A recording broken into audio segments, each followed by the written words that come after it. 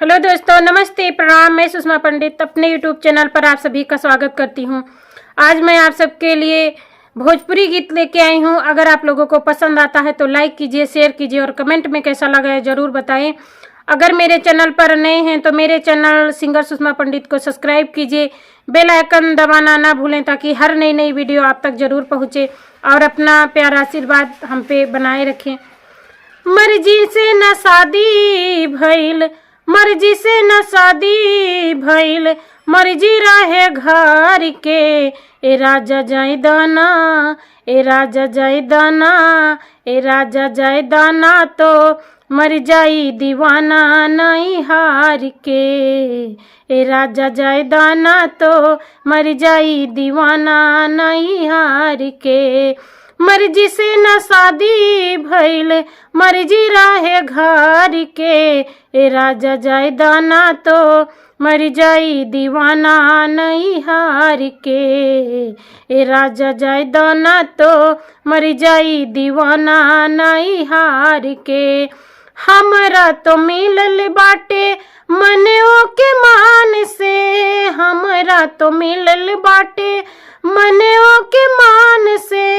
हमरा का जाना ताटे उ तो बचपन से, हमरा के जाना ताटे उ तो बचपन से।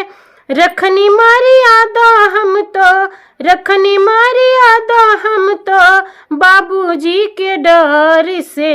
ए राजा जाय दाना, ए राजा जाय दाना, ए राजा जाय दाना तो मर जाई दीवाना नहीं हार के। ए राजा जाय दाना तो मर जाई दीवाना नहीं हार के।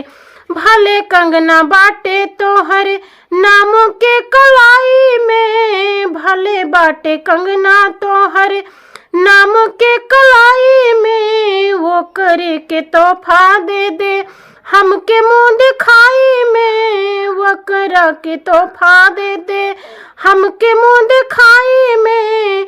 कैसन वाके हालत बाटे, कैसे वाके हालत बाटे हम देखी मान भार के।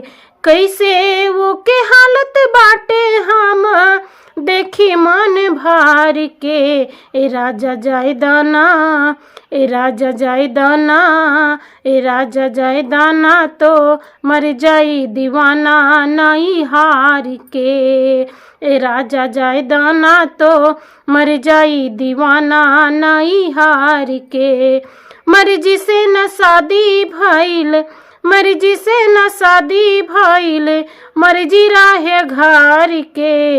ए राजा जाय दाना तो, ए राजा जाय दाना तो मर जाई दीवाना नहीं हार के।